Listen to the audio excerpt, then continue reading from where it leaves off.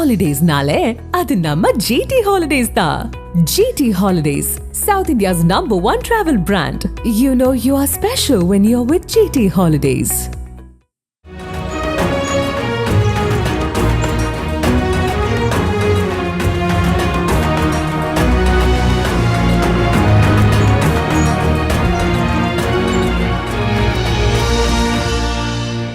எம்ஜிஆர் அப்போ என்ன ஆச்சுன்னா, எங்களுக்கு வருஷம் முடிஞ்சு ஒரு வருஷம் விழா, ஆண்டு விழா கொண்டாடுறதுக்கு பெருசாக ரெடி பண்ணுறோம். அசோசியேஷனு மதிவெளி சண்முகம், நான், நடிகர் கண்ணன் 3 பேரும் வாழ்த்து வாங்குறதுக்கா போயிருக்கோம்.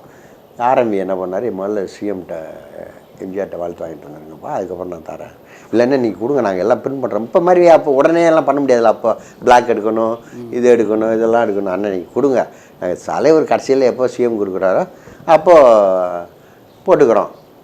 அவரது ஃப்ரண்ட் பேஜ் நாங்கள் ஒதுக்கி வச்சுருக்கோம், எலிகண்டில் சொல்லி ஒதுக்கி வச்சுருக்கோம் அப்படின்னு சொன்னான். இதில் என்ன பண்ணார், 4 நாள் தான், 5 நாள் இருக்குது, அது வரைக்கும் தள்ளிக்கிட்டே வந்துட்டார். ஆரம்பி அப்பாயின்மெண்ட்டு எங்களுக்கு சொல்கிறதுக்கே அந்த ஒரு 10 நாளைக்கு, ஒரு வாரத்துக்கு முன்னாடி, அப்பா நாளைக்கு வர சொல்லியிருக்காருப்பா, போங்கப்பா அப்படின்ட்டார். நீ மதிவெளி சண்முகத்தை கூப்பிட்டு போ. நான் மதிவெளி சண்முகம், கண்ணன் 3 பேரும் போனோம். முதல் நாள் போனோடனே இது மாதிரி வந்திருக்கான்னு சொன்னோடனே, அப்படியா, சரி சரி சரி டிஃபன் சாப்பிட சொல் அப்படின்னு சொல்லிட்டு பிச்சாண்டிட்டு சொல்ல எங்களுக்கு டிஃபன்லாம் சாப்பிட்டு இறங்கிட்டார். அவர் நீ தான் நான் தோட்டத்துக்கே போகிறேன் ஃபஸ்ட் டைம். நேராக அவரை பார்த்தது இங்கே அடையார்கட்டில், அதுக்கப்புறம் 2ஆவது டைம் அங்கே. என்ன மூக்கால் வந்திருக்காரு? இல்லைங்க, அவர் தான் செக்ரட்டரி அப்படின்னு மதிவெளி நம்ம நல்லா பேசுவார் அவர்கிட்ட.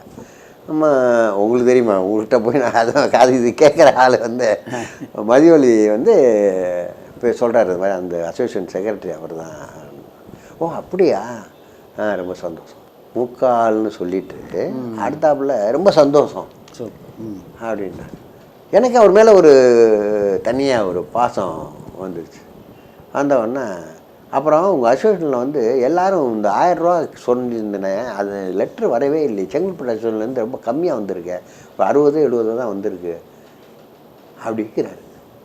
நான் சொன்னேன், அண்ணா நாளைக்கு மொத்த மெம்பரும் 1000 ரூபா செக்கை வாங்கி, காசெல்லாம் கொடுக்கூடாது, நீ எங்கேயாவது வாங்கி காசு கொடு, அந்தந்த கம்பெனிலேருந்து செக்கு வேணும் அப்படிங்க, இதை மட்டும் அழுத்தம் திருத்தமாக சொல்கிறாரு அப்படின்னு. நான் 2 நாளில் கொண்டாந்து கொடுத்துட்றேன், எனக்கு வாழ்த்து மடல் மட்டும் அப்படியா. அவர் பிஏவை கூப்பிட்டு, அப்பா ஒரு வாழ்த்து மடல் ரெடி பண்ணுங்கப்பா. என்றைக்கு ஃபங்க்ஷனு?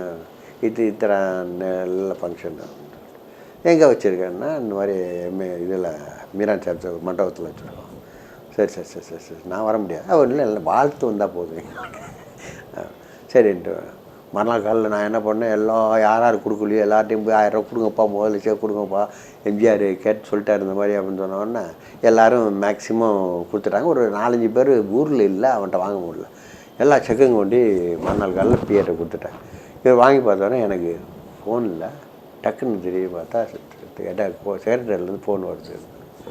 ஃபோன் எடுத்தால் தலைவர் சிஎம், ஏப்பா நீ சொன்ன மாதிரி செஞ்சுட்டப்பா, தேங்க்ஸ், நன்றி, தேங்க்ஸ், நன்றி அப்படின்னு வச்சுட்டார். மறுநாள் காலையில் மறுபடியும் போய் நிற்கிறோம். எதுக்கு இந்த மடல், வாழ்த்து மடல். இவர் மதிவெளி என்னையா இப்படி போட்டு இத்தனை நாள் இழுத்தடிக்கிறார் அப்படி இப்படின்னு ஒவ்வொருக்கா மூடு இதாகிடுவார். என்னார் பிஎஸ் சொன்னார், இந்த மாதிரிலாம் இது பண்ணால் அப்புறம் சின்ன லெட்டரெல்லாம் வாங்க முடியாது, கொஞ்சம் இது பண்ணுங்க. அவர் எதுக்கு இப்போ உடனே கையெழுத்து போட்டுருவார். இந்த மாதிரி லெட்டரெல்லாம் ஒரு நாளைக்கு 50 லெட்ரு வரும் வாழ்த்து மாடல், அதுக்கெல்லாம் உடனே கல்யாணத்துக்கு இதுக்கெல்லாம் உடனே கையெழுத்து போட்டுருவார். ஏன் போடலைன்னு தெரில எனக்கு அப்படின்னாரு. நான் சொன்னேன், கொஞ்சம் பொறுமைங்க, நான் வர்றதுனால ஒரு வேளை போடலையோ, அதனால் ஒரு நாள் நான் இல்லாமல் நீங்கள் 2 பேரும் போங்க ஈவினிங், அப்போ போடுறாரான்னு பார்ப்போம். ஈவினிங் அனுப்பிச்சேன். போனோடனே முக்கால் வரலையா அப்படின்னு கேட்டுட்டு, எப்பா அந்த லெட்ரு ரெடியாகச்சா அப்படின்னு கேட்டாரான். ரெடியாக இருக்குது அப்படின்ன. ஃபைலு எங்கே இருக்குது? இங்கே தான் காரில் இருக்குதுன்னு. சரி இருக்கு, சரி நீ நாளைக்கு வந்துருங்க காலைல, என்ன சொல்ல முடியும். வந்துட்டாங்க. வந்தவுடனே நான் சொன்னேன், என்னைய பற்றி ஒன்றும் கோவமாக கேட்கலையே அப்படின்னு. அப்போ நானும் வரேன், எனக்கு ஆசை டெய்லி அவரை பார்க்கணும் ஒன்று போனால் அவர் வீட்டு டிஃபன் சாப்பிட்ணுன்னு ஒரு ஆசை. காலையில் போய்கிட்டு இதை டெய்லி சொல்கிறேன்னா, இங்கே கட்சிக்காரன்ட்ட போகலாம், எம்ஜிஆர் போய் சாப்பிட்டா எம்ஜிஆர் சாப்பிட்டா இங்கே ஒருத்தண்ணி விடுறதில்ல, எல்லாரையும் வழியை கூப்பிட்டு, இப்போ அங்கேருந்து தான் வரேன், தலைவரை பார்த்துட்டு சின்னவரை பார்த்து வரேன் அப்படின்னு. ஓகே. 3ஆம் நாள் போனால் ஒரு நாள் தான் இருக்குது டைம். எலிகண்டில் துடிக்கலாம், நீங்கள் என்ன வாங்கி கொடுக்குறீங்களா இல்லைன்னு. ஆரம்பி கூப்பிட்டு எம்ஜிஆருடைய வாழ்த்து வரலைன்னா மொத்த வாழ்த்தும் போடக்கூடாதுன்ட்டார், எல்லாத்தையும் நிப்பாட்டுன்ட்டார். எலிகண்ட்லேயும் கூப்பிட்டு சொல்லிட்டார். அவன் கமலா தான் ஐயோ ஆரம்பி கூப்பிட்டு சொல்லிட்டாரு, நான் ஒரு வாழ்த்தும் போட மாட்டேன், பேப்பர் அப்படியே பெண்டிங் வச்சுட்டா, நீங்கள் வந்த போட்டால் அந்த அது தனியாக தானே வாழ்த்து மாடல்னா தனியாக 4 பக்கம், அந்த 4 பக்கமும் வழியே வராது, எம்ஜிஆர் இது வந்தால் வரும் அப்படின்னு. என்னடா இதை வந்துட்டு மறுநாள் காலையில் போயில அன்றைக்கி ஒரு நாள் தான் இருக்குது. அண்ணே இது மாதிரி இன்னையோட முடிஞ்சு போகுது பிரிண்டிங், உங்களுக்கு தெரியாது இல்லை. இவங்க 2 பேரும் பேச மாட்டேங்கிறாங்க. கண்ணன் வந்து அவ்வளோ பேச மாட்டேங்கிறாரு, மதிவெளி பேசுகிறாரு. நான் அன்றைக்கி தான் பேசுகிறேன் அவர்கிட்ட. ஆனால் இந்த மாதிரி முக்கியமான இது நீங்களோட இதில் நாங்கள் விழாவை கேன்சல் பண்ணுறதா இருக்கேன், ஃபங்க்ஷனை கேன்சல் பண்ணிவிட்டு நீங்கள் எப்போ டயட்டு கொடுக்குறீங்களோ அந்த டேட்டில் ஃபங்க்ஷன் வச்சுக்கலாம். அதுக்கு இல்லைப்பா, அதில் ஒரு சின்ன மாற்றம் இருக்குது, அதை சொல்லணும்னு நினச்சிட்ருக்கேன், எனக்கு 1008 வேலை அப்படின்னு ரொம்ப க்ளோஸாக ரொம்ப கட்சிக்காரன்ட்ட பேசுகிற மாதிரி பேசுகிறாரு. அதில் ஒரு சின்ன மாற்றம் இருக்குதுப்பா, அதை பண்ணணும். என்ன மாற்றம் பண்ண போகிறாரு? அது வாழ்த்து தானே, சும்மா வாழ்த்து, ஒரு வருஷம் முடிஞ்சதுக்கு என்னுடைய வாழ்த்துக்கள் அப்படின்னு தானே போகிறப்பா, இதுதானே ரெகுலராக நடக்கும் அப்படின்னு. சரி அந்த இதை எடுத்துகிட்டு கோட்டைக்கு வந்துருன்னு பேர் சொல்கிறேன். நீங்கள் கோட்டைக்கு வாங்கிட்டார் எங்களை ஒன்று இப்போ நாளைக்கு வான்னு சொல்லலை, கோட்டைக்கு வாங்கிட்டார். சரி கோட்டைக்கு போயிட்டோம். 11 மணிக்கெல்லாம் நாங்கள் கோட்டைக்கு போயிட்டோம். எங்களை உள்ளே விட்டது 12 மணிக்கு. விட்டால் 3 பேரும் உட்காந்து வாசல் அந்த இதில் கேரியரில் உட்காந்துருக்கோம். கூப்பிடுவாங்கன்னு பார்த்தா கூப்பிடவே இல்லை. 4:30 மணிக்கு கிளம்புறாரு இவர். 4 மணிக்கு எங்கே கிளம்புறாரு. அப்போ எங்களை பார்த்தோன்னே ஏப்பா சொல்லவே இல்லை அப்படிங்கிறாரு. இவங்க நாங்கள் வந்ததே உள்ளே ரீச் பண்ணல. ஆடாடா சரி தோட்டத்துக்கு வந்துடும். அவள் கூப்பிட்டு ஃபைல் எங்கே இருக்குது? காரில் தானே இருக்குது. சரி தோட்டத்துக்கு வந்துடுங்க. தோட்டத்துக்கு வந்தோம். 7 மணி ஆயிடுச்சு, 8 மணி ஆயிடுச்சு. 9:30 10க்குள்ளே அவன் கொண்டாந்து கொடுக்கணும்னு சொல்லிட்டான் எலிகண்ட். இல்லைன்னா வராது, கோச்சிக்கிறாதீங்க. இதை நான் சொல்லிட்டேன், இது மாதிரி இன்னும் ஒரு 1 ஹவரில் கொண்டு கொடுத்தாத்தான். இப்போ அதை இதை எடுத்துருவாப்பா இப்போ ஒரு பேடில் வச்சு கொண்டாந்து கொடுத்தாங்க. படிக்கிறாரு 5 நிமிஷம் அப்படி பார்க்குறாரு. பார்த்துட்டு என்னை எவ்வளோ ரொம்ப குடும்பப்படுத்திட்டாங்கப்பா அந்த சேம்பரில். இந்த சேம்பர் இருக்க என்னை ரொம்ப குடும்பப்படுத்திட்டாங்க. அதெல்லாம் உங்கள்கிட்ட சொல்கிறதுனா 1 மணி நேரம் ஆகும். ஆனால் எனக்கு அதை மாதிரி நம்ம தமிழ்நாட்டுக்கு ஒன்று உருவாக்கணும், அது என்னுடைய ஆசை. நீங்கள் வந்து ரொம்ப சிறப்பாக பண்ணிகிட்ருக்கிற மாதிரி எனக்கு தகவல் வருது. நல்லபடியாக பண்ணிகிட்ருக்கீங்க. இது வந்து நம்ம சினிமாவுக்கு ஒரு கட்டுப்பாடான ஒரு அசோசியேஷனாக தெரியுது எனக்கு. அதனால் இதை வந்து தமிழ் திரைப்பட வர்த்தக சபை, அதாவது 4 லாங்குவேஜையும் இது சேர்த்து, அவங்கெல்லாம் இப்போ எல்லாம் போயிட்டாங்க. எப்படி போயிட்டாங்க? எல்லோரும் ஆந்திராவுக்கு கர்நாடகாவுக்கெல்லாம் போயிட்டாங்க. நீங்கள் வந்து சொல்கிறேன், நான் பாரதி ராஜாட்ட சொல்கிறேன் இந்த மேட்ரை அப்படின்னு சொல்லிவிட்டு டக்குன்னு பேனா எடுத்தார். அதில் வந்து இது மாதிரி ஒரு அமைப்பு தமிழ் திரைப்படத்துக்கு இது வர்த்தக சபைக்கு தேவை. அதாவது 4 இண்டஸ்ட்ரியும் சேர்ந்து நம்ம கடிதத்துடைய பிரதி என்கிட்ட இருக்கு. ஆமாம், அது எழுதுனது இது எழுதிட்டு காலில் வாங்க அண்ணா நீங்கள் அப்படியே கொடுங்க, கவர்லாம் வேண்டாண்ணா.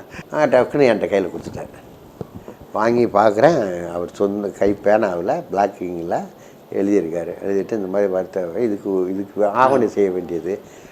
அதுக்கப்புறம் 2-3 டைம் வந்து நம்ம ஃபங்க்ஷன், சினிமா ஃபங்க்ஷன் பார்த்தா முக்கால் என்ன பண்ணுறாரு, இப்போ கரெக்டாக சொல்கிறாரு, அசோசியேஷன்லாம் எப்படி நடக்குது அப்படின்னு 2 கேட்டிருக்காரு. ஒரு டைம் ஒரு பிரச்சனை வந்து போராட்டம் ஊர்வலம் நடத்துகிறோம். ஜிவி தலைமையில், ஜிவி கேஆர் 2 பேர் தலைமையில் பீச்சில் ஒரு மீட்டிங் போடுறேன். தனிப்பட்ட முறையில் ஜிவியை பாராட்டணும். ஜிவி வந்து சினிமாவுக்காக எவ்வளவோ பண்ணியிருக்காரு. அவர் தலைமையில் கேஆர் மட்டும்தான் அதுக்கு பணம் கொடுத்தாரு. கேஆர் அவரும் ஸ்பான்சர் பண்ணாங்க. நான் அந்த மீட்டிங் அரேஞ்ச் பண்ணி பீச்சில் தனிப்பட்ட ஒரு மீட்டிங் நடத்துனா அதுதான் அந்த மீட்டிங். 2வது பொன் விழாவுக்கு தலைவருடைய 50வது பொன் விழான்ட்டு பேனாவுக்கு தங்க பேனா கொடுக்குறோன்னு சொல்லிட்டு வசூல் பண்ணி அது ஒரு பெரிய கதை. அது ஒவ்வொன்றும் இண்டஸ்ட்ரியே சரவணதார் எல்லாம் சேர்ந்து ஒத்துக்கிட்டாங்க. நான் வாகை சந்திரசேகர், தியாகு, இன்னும் 2-3 பேர்லாம் சேர்ந்து போய் ஒவ்வொருத்தரையாக கேட்குறோம். சார் இந்த மாதிரி தலைவருக்கு 50வது பொண்ணு விழா, கட்சிக்காரங்க எல்லாம் பொண்ணு விழான்னு. ஓகே, அதுக்குன்னு நடத்தினா போகுது அப்படின்ட்டார் சரவணன் சார். கேஆர்ஜிட்ட வந்தோம். நடத்துகிறாயா, நானே தலைமை தாங்கிறேன், அவர் தான் தலைவர், நம்ம தலைவர். நான் வந்து ஒரு வைஸ் பிரசிடண்டாக இருக்கேன்னு நினைக்கிறேன். நாம் போய் நடத்துவோம்ப்பா, அதில் ஒன்றும் தப்பு இல்லை, அது தலைவருக்கு தானே அப்படின்ட்டாரு. எல்லோரும் ஒத்துக்கிட்டாங்க. அப்போது முக்கியமான ஆள் சினிமாவில் இருக்கவங்கள்ட்டெல்லாம் போய் கேட்டோம். அவர் முத்தா சீனிவாசன் இந்த மாதிரி தலைவர் சொல்கிறார் ஒவ்வொருத்தரையா, அவரை போய் கேளு, இவரை போய் கேளு, இவரை போய் கேளு, இவங்கெல்லாம் ஒத்துக்கிட்டாங்களா, சரி அப்போ நான் ஓகேவா பண்ணு அப்படின்னா. கடைசியில் இந்த அம்மா, அப்போ இந்த அம்மா சிஎம், ஜெயலலிதா சிஎம், இந்த அம்மா ஃபோன் போட்டு என்ன கலைஞர் பாராட்டுலாம் எடுத்துங்கன்னு கேட்ட உடனே எல்லோரும் அப்படி ஆஃப் ஆகிட்டாங்க. உடனே நான் தியாக சும்மா இருக்காம வச்சு கேப்டன்ட்ட எங்கள்கிட்ட கேப்டனை போய் பேசி பார்ப்போம்மா, வேறு யார் தகுதியான தலைமை தாங்கிறதுக்கு அப்படின்னு. கேப்டன் ஒத்துக்குறாரா அப்படின்னா அப்போ எல்லாரையும் பொறுப்பு போட்டு வச்சுருக்கோம். யாரும் முதல்ல ஒத்துக்கிட்டவங்க எல்லாம் நகர்றாங்க. எல்லாம் அந்த அம்மா பேசிட்டாங்க, நடத்தக்கூடாது என்ன இருக்குன்னு சொல்லல. உடனே கேப்டன்கிட்ட போய் தியாக சொன்னோன்னு நாங்கள் போய் விஜயகாந்த் அது நடத்தலாமே, நம்ம அப்பாங்கிற முறையில் கூட நடத்தலாம், அவருக்கு வயசானவர், கட்சியில் இதில் உள்ளவர் அப்படின்னு சொல்லிட்டு. ஏன்னா அது முதல்ல இந்த கூலிக்காரன் ஃபங்க்ஷன் இந்த 2-3 படத்துக்கு நான் போய் கேட்டேன். ராஜேந்தர் அப்போ நம்ம கட்சியில் சேர்த்து விட்டோம். அது ஒரு பெரிய கதை. டி ராஜேந்தர் எம்ஜிஆருக்கும் அவருக்கு ஒரு தகராறு நடந்தது, தெரியும் உங்களுக்கு நினைக்கிறேன், உறவை கதைகளில். அந்த தகராறில் நான் நைட்டாக தலைவரோடு சேர்த்து விட்டு தலைவரோட ஃபோட்டோவெல்லாம் பண்ணோன்னே எம்ஜிஆர் அப்படியே விட்டார். முதல் நாள் கூப்பிட்டு மிரட்டிட்டார். என்ன விளையாடுறியா, ஒரு ப்ரொடியூசரு நீ அவர் சொல்கிறது சரியா, நீ உன் பாட்டுக்கு சாங் கட்டுக்கிட்டே இருந்தால் என்ன அர்த்தம் அப்படி இப்படின்னு சொல்லிட்டாரு. இல்லை நீங்கள் ஹீரோவாக இருந்தால் பண்ணுவீங்களா அப்படி இப்படின்ட்டாப்புல. உடனே நேமகந்தசாமின்னு ஒருத்தான், அவன் பயங்கரமான ஆள் அந்த காலத்தில் எம்எல்ஏ. அவரை கூப்பிட்டு இதுவும் இருக்காதுன்னு பயமுறுத்திட்டான். என்ன பண்ணுறதுண்ணா, ரொம்ப பயந்துட்டேன். என் அப்புறம் நான் நைட்டாக தலைவர்கிட்ட கூப்பிட்டு போய் எந்த ப்ரொடியூசருக்காக எம்ஜிஆர் வாதிட்டார் மாதிரி உறவு காத்தைகளி நேமங்கந்த ரத்தனம் ப்ரொடியூசர் அந்த படத்துக்கு, ரத்தனம் பொள்ளாச்சி ரத்தனம், அவருக்கு ஃபைனான்சியர் நேமகந்த சாமி சொல்லி தான் எம்ஜிஆர்கிட்ட போனது அந்த மேட்ரு பிரச்சனை. எம்ஜிஆர் கூப்பிட்டு காம்ப்ரமைஸ் பேசலான்னா இவன் ஒன்று குதிக்கிறான். அப்போது கட்சியெல்லாம் கிடையாது. அன்னைக்கு நைட்டாக என்ன பண்ணேன்னா எம்ஜிஆர் கூப்பிட்டு மாட்டோன்னா தலைவர்கிட்ட கொண்டு விட்டு இந்த மாதிரி சம்பவங்கள் சொன்னோடனே அவர் சரி நம்ம கட்சியில் சேர்ந்தா பிரச்சாரத்துக்கு யூஸ் ஆகும் அப்படின்னு நான் சொல்லிக்கிட்டு நல்லா பேசுவோம் ஆச்சு அப்படின்னு சொன்னோடனே ஓகே அப்படின்னு சொல்லி டி ராஜேந்தர் திமுகவில் இணைந்தார்னு சொல்லி போட்டோ அவர் காலைல தந்தியில் போட வச்சுட்டோம். போட்டோன்னா அவர் இதோட விட்டார், தொட்டாண்டி பெரிய வேலை ஆகிடும், அவர் விட்டார். அது மாதிரி அந்த இதில் எம்ஜிஆர் அந்த இது கான்டாக்ட் தான் பல வகையில் இன்றைக்கி எங்கே பார்த்தாலும் தெரிகிற அளவுக்கு ஆகிடுச்சு. இது கூட தலைவரோட நான் ரொம்ப நெருக்கமாகி தலைவரை வச்சு நியாயத்தராசு படம் ஆரம்பித்து தலைவருடைய சப்ஜெக்ட் மோகன்தாஸ்னு ஒரு டிஐஜி இருந்தார் பாருங்க. மோகன்தாஸும் எம்ஜிஆருக்கும் உள்ள பிரச்சனைகள், அவருக்கு ஒரு என்னென்ன இது பண்ணார் அப்படிங்கிறத வச்சு தலைவர் கதை எழுதியிருக்கார். இது ராஜேஸ்வரன் ஒரு புது டைரக்டரை பிடிச்சி அவனை எழுதி கார்த்திக் ஹீரோ, ராதா ஹீரோயினி. அதில் தலைவர் என்ன பண்ணார், மேடையில் பேசையில் ராதா மலையாள பொண்ணு, அது தமிழில் பேசுது. ரகுவரன் அந்த படத்தில் ரகுவரன் இருக்கான். ரகுவரன் வேறு லாங்குவேஜ், ஆனால் அவன் தமிழில் பேசுகிறான். என்னுடைய தம்பியுடைய பையன் முத்துராமன் சுத்த தமிழன்னு, அவனுடைய பையன் இங்கிலீஷில் பேசி அப்போ அந்த படத்தை மீட்டிங்கில் இங்கிலீஷில் பிரசாத்தில் சொல்லிவிட்டான். சொன்ன உடனே இவன் கூச்சிட்டு எனக்கு ஃபோன் பண்ணி தமிழ்மணியை விட்டு, தமிழ்மணி தான் அப்போ டேட் பார்த்துட்ருக்காரு அவருக்கு, கார்த்திக் எனக்கு ஃபோன் பண்ணி அந்த படத்தில் பண்ண மாட்டேன்னு சொல்லிட்டாரு கார்த்திக்கு. ஏன் என்னையா இது துவக்க விழா நடந்ததா? துவக்க விழா ஆரம்பத்தன்னைக்கு என்னையா சொல்லிட்டேன், பணம்லாம் அட்வான்ஸ் கொடுத்துருக்கேன், நீ டேட்டு அதெல்லாம் கிடையாது. அவர் திட்டிவிட்டார் கலைஞர், அதனால் தம்பி ஒத்துக்கிற மாட்டாங்க. நானும் நைட்டு பீச்சில் உட்கார வச்சு எவ்வளோ சொல்லி பார்த்தேன், எப்போ இது நல்லா இல்லை இது பண்ணணும் அப்படின்னு. பண்ணவே மாட்டேன்ட்டாப்பில் கிடைச்சாரு. இதுக்கு ஊடால பிரச்சனை பண்ணால் தலைவர் சொன்னார், பண்ணலையா நீ ஆக்ஷன் எடுக்க பண்ண அது எல்லாம் பண்ணிடலாம் அப்படின்னு சொல்லிட்டு பண்ணிகிட்டு இருக்கையில் மோகன்தாஸ் கதை தான் ஃபுல்லாக அந்த சப்ஜெக்டு. இதை வச்சு இவன் கார்த்திக் இல்லாமல் ஷூட் பண்ணிட்டோம். சில ராதாவை வச்சு மற்ற சீன்லாம் ஷூட் பண்ணிட்டோம். ஸோ எஸ்எஸ் இதெல்லாம் வச்சு ஷூட் பண்ணியாச்சு. கிட்டத்தட்ட ஒரு 5000 அடி 6000 அடி படம் எடுத்தாச்சு. எடுத்த உடனே எம்ஜிஆருக்கு உடம்பு சரியில்லை. எம்ஜிஆர் அமெரிக்காவுக்கு போகிறாரு. அதுக்குள்ளேயும் தலைவர் அவரை பற்றி சிம்பத்தியாவெல்லாம் லெட்டர்லாம் எழுதிட்டார்.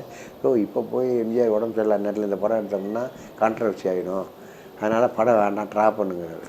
நான் என்ன ஆவேன், என்னென்ன இப்படி சொல்கிறீங்க? இல்லைப்பா அது வந்து அவரை கரெக்டாக அட்ராக்ட் பண்ணுற படம். எம்ஜிஆருக்கா படத்தையே நிறுத்த சொல்லிட்டாரா? ஆமாம், எம்ஜிஆர் வந்து இப்போது இருக்கார், அமெரிக்காவுக்கு போயிருக்காரு, உடம்பு சரியில்லை, ரொம்ப சீரியஸாக இருக்கார். அவர் உடம்பு சரியில்லாத கிரிட்டிசைஸ் பண்ணால் அப்படின்னு சொல்லிட்டு வேண்டாம் அந்த படத்தை ட்ராப் பண்ணும், வேறு படம் எடுத்துக்கலாம் அப்படின்றாரு. சரி, அவரை மீறி நான் இங்கே எப்படி சொல்ல முடியும்? அவர் வேண்டாங்க இல்லை, நான் என்னென்ன ஏன்னு அப்படின்னா, இல்லை இதப்பா இந்த மாதிரி நீங்கள் சொன்ன மேட்ரு சொன்னார்க்கா, அவர் உடம்பு சரியில்லாம இருக்குல்ல, நம்ம வந்து இந்த மாதிரி எடுக்கக்கூடாதுப்பா, மக்கள் வந்து அதை ஏற்றுக்கிற மாட்டாங்க. ரெண்டாவது நானே வந்து அப்போ ஒரு அறிக்கை விட்டார், என் நண்பர் வந்து இந்த மாதிரி திரும்பி வந்தால் திருப்பி ஒப்படைச்சிட்றேன். அப்போ எலெக்ஷன் வருது, எலெக்ஷனுக்காக அவர் எம்ஜிஆர் வந்தால் திருப்பி கொடுத்துட்றேன் அப்படின்னு, அரசாங்கத்தை கொடுத்துட்றேன் அப்படின்லாம் அறிக்கையெல்லாம் இதெல்லாம் கொடுத்து விட்டு நான் போய் அவரை போய் இந்த படம் எடுத்தால் எப்படியா சரியாக வரும் அப்படின்னு. பிரியன் வந்து நம்மளுக்கு அதில் ஒரு படம் பண்ணாப்புல, கோபுரவாசல். அதில் பழக்கம். இவன் சுப்பையா என்ன பண்ணால், இவனும் என் கூட வருவான் எல்லா இடத்துக்கும். சுப்பையாவும் பிரியதர்ஷன்ட்டு அங்கே அந்த ரோட்டில் வந்துக்கிட்டு இருக்கோம், வள்ளூர் ஓட்டத்துக்கு நம்ம ஆஃபீஸுக்கு வந்துக்கிட்டு இருக்கோம். பிரியதர்ஷன்ட்ட போய் பார்ப்போமா, ஏன்னா மலையாளியை இல்லை இப்போ தமிழ் படம் ஒன்று எடுக்கிறாப்புல, அதில் வந்து தமிழ் டயலாக்லாம் சொல்லி கொடுக்குறதுக்கு யாராவது தேவைப்படும், போய் நம்ம பேசி பார்ப்போம், நம்ம மேலே நல்ல பிரியம் இருக்குது அப்படின்னு. சரி வாயா போவோம், அதையும் ட்ரை பண்ணி பார்ப்போம் அப்படின்ட்டு மேலே போகிறோம். பிரியன்னு ஒரு தாடி ஒரு அசிஸ்டன்ட் டைரக்டரும் உட்காந்து பேசிகிட்டு இருந்தாங்க. வாங்க வாங்க அப்படின்னு சொல்லிட்டு நல்லா எங்கள்கிட்ட நல்லா பேசுவாங்க. ஃபஸ்ட்டு இந்த மாதிரி பையன் படிச்சுட்டு பிஏ முடிச்சிருக்கான், அசிஸ்டன்ட் டைரக்டராக இருக்கணுங்களா, உங்கள்கிட்ட சேர்த்து விட்டால் நல்லா வருவான்னு எங்களுக்கு ஆசை. ஆனால் இப்போ நிறைய எல்லாம் போட்டால் நாளைக்கு ஹைதராபாத் எல்லாம் பாம்பே ஹைதராபாத் ஷூட்டிங் போகிறோம், இப்போ வந்து சொல்கிறீங்களே, அடுத்த படத்தில் நான் ட்ரை பண்ணுறேன், சேர்த்துக்கிறேன், ஆனால் அடுத்த படம் மலையாள படம் தான். அவன் வந்து எல்லா லாங்குவேஜும் இங்கிலீஷு படித்தான், அதனால் எல்லா லாங்குவேஜும் பற்றி பிரச்சனை இல்லை. சரி அப்படின்னு பையன் பார்த்தாப்புல, இவன் சாப்பிட்டா நல்லா இருப்பான், ஒரு மரியாதை எப்போ ஒரு சாஃப்ட் கார்னர். இவனை பார்த்தோன்னே அவருக்கு பிடிச்சி போச்சு. சரி தம்பி, உன் அட்ரஸ் எல்லாம் கொடுத்துட்டு போ, நாளைக்கு சொல்லி விட்றேன், அடுத்த படத்துக்கு நாளைக்கு இல்லை அடுத்த படத்துக்கு அவனுக்கு சொல்கிறேன் அப்படின்ட்டு அனுப்பிச்சிட்டாரு. கீழே இறங்கிட்டோம். இறங்கி கீழே நாங்கள் பேசிக்கிட்டு அடுத்து யார்கிட்ட போகலாம், எஸ்ஏ சந்திர சார்கிட்ட ஃபோன் பண்ணோம். அவர் நாளைக்கு வாங்கன்னாரு. அப்புறம் இன்னொரு டேரக்டர் யாரை போனால் ராமநாராயணன் விட்டு போங்கன்னாரு. அவர் ஓகே, அவருக்கு 10 அசிஸ்டண்ட்டோ. நான் சொன்னேன், ராமநாராயணன்லாம் உனக்கு சரியாக வராது, நீ கொஞ்சம் கிளாஸ் கேரக்டர், அதனால் ஒரு நல்ல கிளாஸ் டைரக்டராக ரவிக்குமார் இந்த மாதிரி இவங்க மாதிரி இருந்தால், மணிரத்னம் அந்த மாதிரி இருந்தால் சரியாக வரும், பாரதிராஜாலாம் உனக்கு சரியாக வராது. நான் போகல சொல்லிட்டான் ராஜா கீழே, ராஜான்னு கீழே வேண்டாம், ஏன்னா அவர் கத்துவார், இவெல்லாம் தாங்குவான், என்னத்துக்கு தேவையில்லாமல். அப்புறம் ராபர்ட் ராஜசேகரன் நான் வச்சுக்கிறேன்னு சொன்னான். ராபர்ட்டு நான் சொன்னேன், ராபர்ட்டு கொஞ்சம் மார்க்கெட்லாம் இல்லாமல் இருக்குது, நீ நல்ல ஒரு மார்க்கெட்டில் வேல்யூவில் உள்ள டேரக்டர்கிட்ட சேர்ந்தீங்கன்னா உனக்கு ஒரு ஃப்யூச்சர் இருக்கும் அப்படின்னு. அது பிரியன்னா உனக்கு ஆல் லாங்குவேஜ் டைரக்டரு சரியாக வரும், ஒரு மாதம் ஒரு 3 மாதம் நீ ஓட்டு வேறு ஏதாவது, ஏன்னா படி இதில் டெக்னிக்கலாக ஏதாவது டெல்லி பாம்பே எங்கே வேணாலும் அனுப்புகிறேன், போய் படி அப்படின்னா. சரின்ட்டு வந்துட்டான். நான் சொன்ன கேட்டுக்கிட்டான். ஓகேன்ட்டு வர்றோம், ஆஃபீஸில் வந்து உட்காரோம். பிரியன் ஆஃபீஸில் வந்து போகணும், நாளைக்கு தம்பியை கூப்பிட்டு போகிறேன்னு சொல்லிட்டாரு, வர சொல்லுங்க ஹைதராபாத் ஷூட்டிங். சரின்னு உடனே இவன் நான் ஃபோன் வந்ததுக்கு உடனே பேக்கோட வந்துட்டான். என்ன அனுப்பிச்சி விட்டேன். 4-5 வருஷம் சுற்றுறேன் அவரோட, அப்படியே புள்ள மாதிரி வச்சுக்கிட்டு, குருகுல வாசம் மாதிரி தான் புள்ள மாதிரி வச்சுக்கிட்டாரு 6 வருஷம். எல்லாம் ஆடு ஈடு எல்லாம் அவர் இப்போ அவருக்கு உடம்பு சரியில்லைன்னா மறுநாள் காலை விஜய்க்கு தான் ஃபோன் வரும், வந்து இந்த இதை வந்து ஒர்க் பண்ண மோகன்லாலாக இருக்கட்டும், மம்முட்டியாக இருக்கட்டும், ஹிந்தி படமாக இருக்கட்டும், யாருன்னா இவன் தான் ஷூட் பண்ணணும், வேற ஆளையும் யாரையும் ஷூட் பண்ண விட மாட்டார். என்ன ஒர்க்குன்னு சொல்லுவீங்க, இந்த கிளாஸ் ஒர்க்கா, கிளாஸ் ஒர்க்கு, அதுக்கு விஜய் தவிர ஆரம்பம். இப்போ இவன் படத்தை விட்டுருவான், இவன் ஷூட்டிங் நடந்துக்கிட்டு இருக்குன்னு வச்சுக்கோங்க ஒரு படம், இவன் படத்தை விட்டுருவான். ஒரு பொய் சொல்ல போகிறோன்ற படம் நம்ம ஷூட் பண்ணிகிட்டு இருக்கோம், நடந்துக்கிட்டு இருக்குது, நான் சார் எல்லாம் ஆக்ட் பண்ணிகிட்டு இருக்காங்க, அவர் கூப்பிட்றாரு, இந்த ஷூட்டிங்கை பிரேக் பண்ணிட்டு போயிட்டான். 2 நாள் 3 நாள் விட்டுட்டு, அது மாதிரி ஒரு குரு பக்தி. இப்போது நீங்கள் யாரும் சொன்னீங்கன்னா அவர் போட்டால் தான் முதல்ல, அப்புறம் தான் ஏன் போட்டால் இருக்கும், அவர் மேலே வருது. அவரும் இவன் மேலே பையன் மாதிரியாக வச்சு, ரொம்ப பையன் மாதிரியாக வச்சுருந்தார் 5 வருஷம். எதுவும் நம்மள்ட்ட கேட்குற, இவன் வருவான் சும்மா கெஸ்ட்டு மாதிரி வந்துட்டு நம்ம வீட்டில் ஒரு நாளைக்கு பார்த்து அம்மாவை பார்த்துட்டு, அம்மாவை பார்த்துட்டு போயிடுவான். நம்ம இல்லாத நேரத்தில் அம்மா வந்து பார்த்துட்டு போவான், ஊரில் இருந்தாங்கன்னா. இல்லைன்னா பெரும்பாலும் ஹைதராபாத்தில் இருப்பான், இதில் இருப்பான் கொச்சினில் இருந்துட்டு ஃப்ளைட்டில் காலைல வருவார், சாயங்காலம் போயிடுவார் பார்த்துட்டு. அப்படி இருந்து கேட்டால் அவரே என்ன பண்ணார், ரிலையன்ஸில் ஒரு படம் பண்ண சொன்னாங்க பிரியன்றார். அவர் டைட்டாக இருந்தார். அப்போ சொன்னார், என் அசிஸ்டன்ட் ஒருத்தன் இருக்கான், அவன் நான் பண்ண சொல்கிறேன். இல்லை இதே லைன் ப்ரொடியூசர் பாலாஜி சார். நானே சொல்கிறேன் பாலாஜி சாருக்கு, கேரண்டினா நான் பார்த்துக்கிறேன் அப்படின்னா கிரீடம். Ajith Trisha Balaji sir banner. தெலுங்கு மலையாள படம் ரீமேக் அது. அப்போ பாலாஜி சார்கிட்ட நான் போய் இது மாதிரி என் பையன் அவர் தான் நான் டிஸ்ட்ரிபியூட்டர் ஆச்சு, அவர் டிஸ்ட்ரிபியூட்டர் ஆச்சு நீதி எல்லாம். உடனே ரொம்ப சந்தோஷம்டா அப்படின்னு சொல்லிட்டு அவர் சின்ன சுரேஷ் பாலாஜி இவனுக்கு நல்ல மரியாதை கொடுத்து கிளைமேக்ஸில் மட்டும் பிரச்சனை வந்தது. கிளைமேக்ஸில் மட்டும் நீங்கள் படம் பார்த்தீங்கன்னு ஞாபகம் இருக்கான்னு தெரில. அஜித் ஒரு ஆஃபீஸர், போலீஸ் ஆஃபீஸர். இவர் மலையாளத்தில் என்ன பண்ணுவாங்க, அவன் ஒரு ஆளுக்கு கேடியை ஷூட் பண்ணுவான், அவனுக்கு பனிஷ்மெண்ட் கொடுத்து இது பண்ணுவாங்க. அது அங்கே ஓகே. தமிழ்நாட்டுக்கு நான் என்ன சொன்னேன் பாலாஜி சார்ட்டா, சார் அவர் போலீஸ் ஆஃபீஸர் தான், அவர் கேடியை ஷூட் பண்ணுறான், அதுக்கு இவருக்கு ஒரு அவார்டு கொடுத்து, அஜித்துக்கு ஒரு அவார்டு கொடுத்து இவர் தூக்கி ஆட்டம் போட்டு அவர் ஆஃபீஸர் போஸ்ட்டு கொடுத்து அதோட படத்தை முடித்தா எங்கேயோ போயிடும் அப்படின்னு ஃபேக்டாக சொன்னேன். கேட்க மாட்டேன்ட்டு. மலையாளத்தில் எப்படி இருக்கோ அப்படி தான் பண்ணணும் அப்படின்ட்டு 2 கிளைமேக்ஸ் எடுத்தோம். அப்படியும் மலையாளத்தில் அப்படியே நல்லா போச்சு அங்கே. அதனால் அவர் இங்கே அதை ஏற்றுக்கல. அஜித்தை பனிஷ்மெண்ட் கொடுக்குறது ஏற்றுக்கல. படம் இப்போ ஆனால் நல்ல படம். சாங்கெல்லாம் அக்கம் பக்கம் சூப்பர் சாங்கு. இவனுடைய டெக்னிக் பார்த்து அஜித் ரொம்ப பிடிக்கும். இப்போவும் அஜித் படம் தரேன்னு சொல்லிட்டு இருக்காங்க. அதே மாதிரி தலைவாவும் விஜய் எல்லாருமே எந்த படத்தை பார்த்து கொடுத்தாங்கன்னா, நம்ம மதராஸ் பட்டினம் பொய் சொல்ல போகிறோம் சத்தியத்தில் 100 days போச்சு. ஒரு காமெடி படம், ரியல் எஸ்டேட்டு ஏமாத்துறது. அது மாதிரி 2 பேருமே என்ட்ரி ஆகி 2 பேரும் நல்ல ஒரு லெவலுக்கு வந்தாங்க. அவன் நீங்கள் முதல் படம் பார்த்தீங்க, உங்கள் சன் டைரக்ட் பண்ண கிரீடம் என்ன தோணுச்சு உங்களுக்கு? ஃபஸ்ட்டு உங்கள் பையன் டைரக்ட் பண்ண படத்தை பார்க்குறீங்க, நீங்கள் ஒரு ப்ரொடியூசர், டிஸ்ட்ரிபியூட்டர், நல்ல டெக்னீஷியன். எனக்கு வியாதி இனிமேல் ஒன்றும் பண்ண முடியாதுங்கிற ஒரு பயம் வந்துடுச்சு. பயம்தான் வந்தது. ஏன்னா இந்த படம் நல்லா இருக்குது, பெரிய ஹீரோ. அப்போது கண்டிப்பாக அப்போவே 2 பேர் என்கிட்ட கேட்குறாங்க, அடுத்த படம் எனக்கு பண்ண சொல்லுங்கள், அவனுக்கு பண்ண சொல்லுங்கன்னு. சம்பளம் 1 ரூபா அப்படி தரேன்னு சொல்லி பேசுகிறாங்க. அப்போது கல்பாஜி அகோரம் வர சொல்லுங்கள், அவர் சப்ஜெக்ட் இதுதான் நான் கேட்குறேங்கிறாரு. எனக்கு ஒரு பெரிய பேனரில் படம் பண்ணலாம் அப்படின்னு சொல்லிட்டு ஒரு ஆசை இருந்தது. ஆனால் அவன் குரு என்ன சொல்கிறாரோ அதான் ஓகே பண்ணுற அளவில் இருக்கான். பிரியன் என்ன சொல்கிறாரோ அதான் கேட்பான். அப்போ கிரீடத்துக்கு அப்புறம் பொய் சொல்ல போகிறதுக்கப்புறம் மதராஸ் பட்டினம் கல்பாதிக்கு பண்ண சொன்னோம். ஏன்னா செலவு பண்ணக்கூடிய படம் அவர் தான் இதில். அவரும் சும்மா சொல்லக்கூடாது. படம் பார்க்கையில் எனக்கு அவ்வளோ திருப்தி இல்லை. என்னடா இது மலை மெட்ராஸு பழைய இதெல்லாம் மயிலாப்பூர் இதெல்லாம் ஜனங்கள் இப்போ ஏற்றுக்குறாங்களா அப்படின்னு. அவர் படம் பார்த்துட்டு அகோரம் நான் எவ்வளோ படம் பண்ணியிருக்காங்களா, எனக்கு படம் ஓடுதோ ஓடலையா அதை பற்றி கவலை இல்லை, நல்ல படம் எடுத்துருக்கோன்ட்டு ஒரு திருப்தி எனக்கு. இது மாதிரி அதாவது அதில் ஒரு லைட்டை கூட நம்ம காமிக்க முடியாது. ஏன்னா பழைய காலத்து கதை. மைசூரில் ஸ்ட்ரீட்டு எடுக்கணுன்னா ஒரு லைன் வரக்கூடாது, மேலே ஒரு இது வரக்கூடாது. பழைய காலத்து வெள்ளைக்காரன் காமராஜர் வர்றது, அண்ணா வர்றது, கக்கன் வர்றது, இவங்கெல்லாம் காங்கிரஸ்காரங்க வர்றது, அந்த பழைய டோபி எப்படி வண்ணா அந்த இதெல்லாம் மைசூரில் ஒரு ரிவர். அது பழைய கூவம் மாதிரியே கிடச்சிது. சேட்டை அவனுக்கு லொக்கேஷன் கிடச்சிது. அதே மாதிரி பிரசாத்தில் அந்த பழைய எக்மோர் செட்டு போட்டான் பாருங்கள், கிரியேட் பண்ணது. அது உடஞ்சி விழுகிறது. பக்கத்துலேயே கூவத்தை காமிப்பான். மயிலாப்பூரை பழைய மயிலாப்பூர் அப்படியே அது அவனுக்கு ஒரு பெரிய ப்ளஸ் பாயிண்ட் ஆச்சு. ரொம்ப சந்தோஷமாக இருந்தது. இப்போவும் அவன் டெக்னீஷியனாக இருக்கிறனால இப்போ 2 படம் அவனுக்கு அதிகமான ஒரு இது வந்துடுச்சு, நம்ம நம்பிக்கை, நம்ம ஜெயிச்சிட்டோம்.